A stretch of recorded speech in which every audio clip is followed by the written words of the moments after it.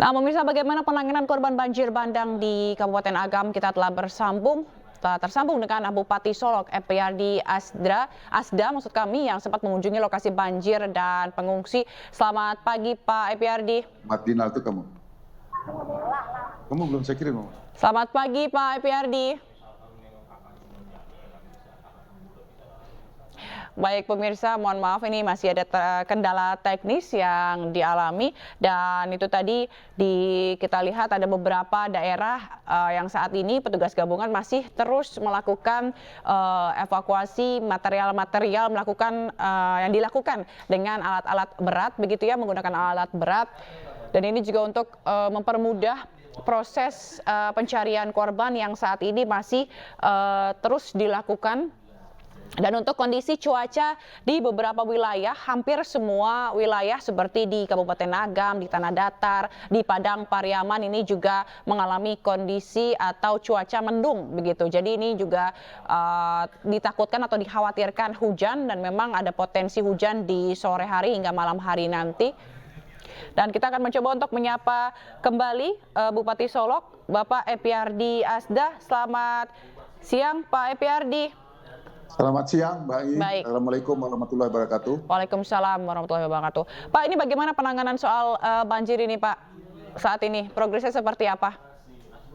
Ya, sebetulnya saya salah satu bupati yang ada di Sumatera Barat. Dan kebetulan daerah-daerah tersebut itu adalah tetangga, dan kebetulan sama-sama kepala daerah. Dan saya memang datang ke sana dan saya berkoordinasi dengan bupati yang ada di situ. Saya ngelihat penanganan sementara buat ini spontanitas dari masyarakat serta pihak-pihak terkait cukup bagus. Cuman karena ini musibah ini sangat dahsyat dan luar biasa sekali, dan kejadiannya waktu itu adalah jam 10 malam, sehingga masyarakat tidak siap menghadapi itu semua. Sehingga dampaknya memang cukup signifikan, karena hampir 40 orang yang meninggal yang terjadi di 3 kabupaten kota ini. Begitu, Angga. Baik. Kalau kemarin katanya Bapak sempat mengunjungi lokasi pengungsian begitu ya, bagaimana kondisi pengungsi saat ini, Pak? Dengan bantuan-bantuannya, apakah mereka kekurangan begitu? Ya, alhamdulillah partisipasi masyarakat cukup bagus, dan walaupun memang ini secara mendadak dan ini baru hari kedua, dan kami langsung berbicara dengan masyarakat apa yang mereka butuhkan. Waktu itu mereka membutuhkan yang pertama sekali itu adalah bagaimana pakaian. Karena pakaian mereka rata-rata itu hanyut dan habis. Mereka juga memerlukan pampers, mereka juga memerlukan makanan, mereka juga memerlukan air panas. Dan serta juga mereka memerlukan kipas angin, karena di gedung itu panas sekali. Dan alhamdulillah spontan kami secara pribadi sudah memberikan bantuan kemarin bersama-sama juga dengan Pemda Kabupaten Solok. Dan dalam waktu dekat kami juga sudah mengirimkan bermacam-macam alat daerah itu dalam rangka partisipasi kami. Dan untuk saat ini bagi pengungsi yang ada yang kami kunjungan itu, saya rasa mereka untuk saat ini alhamdulillah bantuan dari Pemda Agam cukup bagus, dan juga dari masyarakat dan sekitarnya, dari perantau juga. Saya sudah kontak juga salah seorang perantau, itu Bapak Edi Yosfi yang berasal dari Agam, dan beliau cukup responsif, dan beliau juga memerintahkan bantuan apa yang dibutuhkan oleh rakyat di sana. Dan kami selalu berkoordinasi antara saya, Bupati, dan juga para perantau, bagaimana kita menanggulangi dampak negatif ini untuk sementara tanggap darurat ini. Dan kami sudah mendata ada sekitar di kampung itu aja 66 rumah yang rumahnya datar dengan tanah. Dan kami sudah berkoordinasi dengan kawan-kawan di pusat, termasuk dengan anak saya Atari Gauti, anggota Komisi 5, di mana di programnya Kementerian PU ini di bidang perumahan itu ada bantuan rumah swadaya. Dan saya sudah menjanjikan akan mengurus ini rumah-rumah yang terdampak ini, insya Allah kami akan usulkan kepada Kementerian PU, khususnya Dirjen Perumahan Rakyat. Dan saya sudah berbicara dengan salah seorang tokoh perantau Sumatera Barat yang ada di Jakarta, cukup kenal dengan Menteri, dan beliau mengatakan insya Allah siapkan saja data-data semua rumah-rumah yang dampak itu. Dalam waktu dekat pemerintah pusat melalui Dirjen Perumahan akan siap menangani dan membantu rumah-rumah yang kena dampak itu. Itu pembicaraan saya. Baik. Tentu itu membutuhkan proses begitu ya Pak ya, waktu yang cukup lama, meskipun ini akan dikebut juga proses pengajuannya dan segala macam. Untuk sementara waktu, ketika belum adanya rumah-rumah baru ini, akan ditempatkan di mana para korban, Pak? Saya berkoordinasi dengan Pak Bupatinya, dan juga wali kota. Langkah-langkah kami untuk sementara ini, kami kalau seandainya saudara kami itu ada yang rumah saudaranya yang ada, ditempatkan di rumah saudaranya dulu. Kalau tidak, kami akan buatkan lokasi sementara di situ. Dan kami akan melihat apa-apa yang perlu dilakukan di situ, karena ini masih dalam keadaan trauma ya. Kami belum sempat berbicara tuntas dengan Pemda yang ataupun masyarakat di situ, tapi kami pasti akan memikirkan yang terbaik. Bagaimana langkah selanjutnya? Memang kita sadari untuk membangun rumah ini perlukan waktu. Walaupun saya dapat jawaban dari tokoh Pak Edi Yospi ini, dalam waktu dekat rumah-rumah mereka akan dibangun kembali, tetapi kan itu perlu waktu. Bagaimana sarannya Mbak tadi itu, kami akan pikirkan supaya dalam proses pembuatan rumah ini, mereka itu dijamin. Jangan sampai terjadi yang terjadi di pesisir selatan. Di mana sampai saat ini di pesisir selatan belum dapat tanggapan yang serius dari pemerintahan provinsi ataupun yang lainnya, sehingga sampai saat ini sudah puluhan orang yang meninggal karena dampak diare yang terjadi di pesisir selatan. Untuk itu, berdasarkan pengalaman itu, saya akan ikut aktif bersama dengan Pemdanya, bagaimana mencarikan solusi yang terbaik. Insya Allah kami akan intens dan ambil bicara apa langkah-langkah yang akan dilakukan di masa yang akan datang. Baik. Tadi Bapak menyebutkan akan dibangun kembali. Itu artinya di lokasi yang sama berarti Pak? Atau ada relokasi untuk rumah-rumah korban banjir bandang ini? Sesuai dengan pembicaraan kami dengan Pemda, tanah mereka itu adalah tanah mereka sendiri. Sesuai dengan aturan yang ada, memang mereka itu kalau mereka mau, dan kalau memang itu tidak dampaknya tidak signifikan lagi terhadap banjir ini, mungkin kita bangun di situ. Tetapi kalau berdasarkan pengamatan, kami sudah berbicara juga dengan beberapa tokoh, termasuk bupatinya. Dalam waktu dekat, kami akan kirimkan drone ke atas bukit ke gunung itu. Dilihat di situ, kalau itu memang sangat berbahaya dampaknya, kalau dibangun di daerah itu, mungkin kami akan bicara dengan tokoh adat mereka di sana, di mana tanah mereka yang ada, mungkin kami akan carikan solusi di tanah mereka mana yang mereka milikin. Begitu solusinya, Mbak. Oke, itu artinya berarti dalam masa transisi ini untuk sementara pengungsi atau warga korban ini akan diletakkan atau ditempatkan di beberapa tempat termasuk di rumah-rumah kerabatnya begitu ya Pak ya? Ya, buat sementara mungkin akan kami data, kalau mereka punya kerabat yang punya rumah, kami akan usahakan mereka bisa diterima oleh keluarganya, dan kebutuhan hari-harinya nanti akan kami carikan solusinya. Dan kalau mereka yang tidak punya saudara, nanti akan dicarikan rumah singgah bagi mereka buat sementara. Itu akan kami pikirkan bersama dengan Pemda yang ada di daerah situ.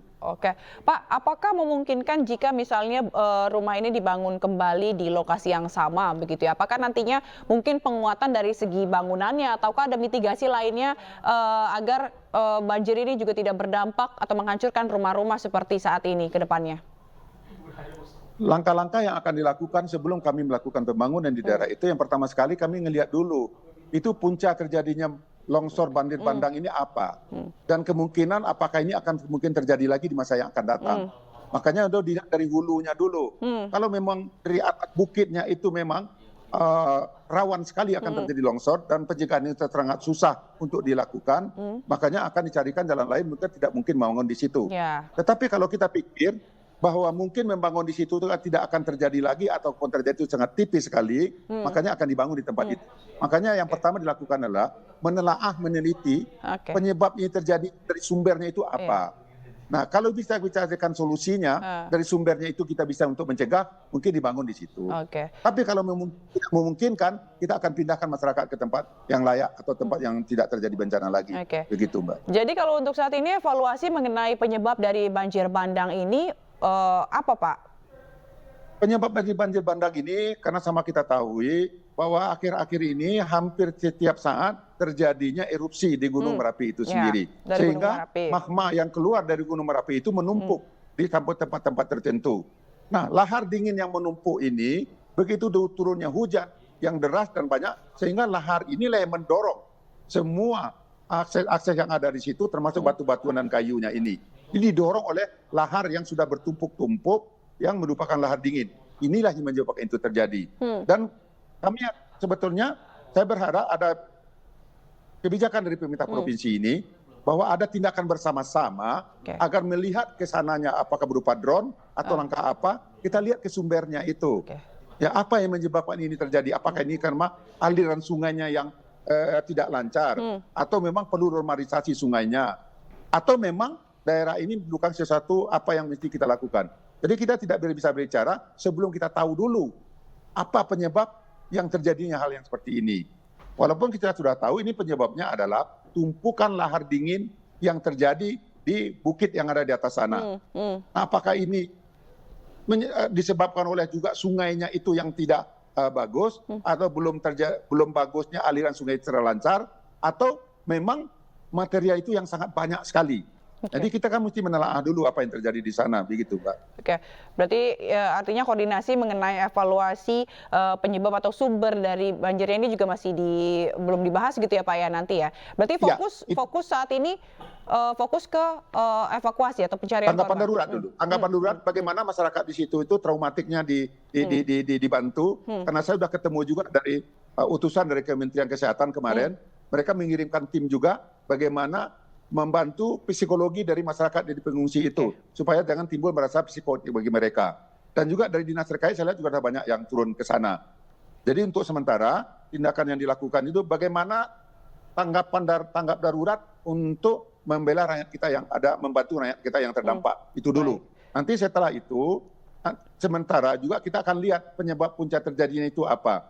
Makanya saya senang BNPB sudah mulai turun, dan saya dapat informasi juga dari kawan-kawan saya dari Jakarta bahwa Pak Menteri PU akan datang ke Sumatera Barat 1 dan 2 hari ini, mungkin ini hari atau mungkin besok Pak Menteri.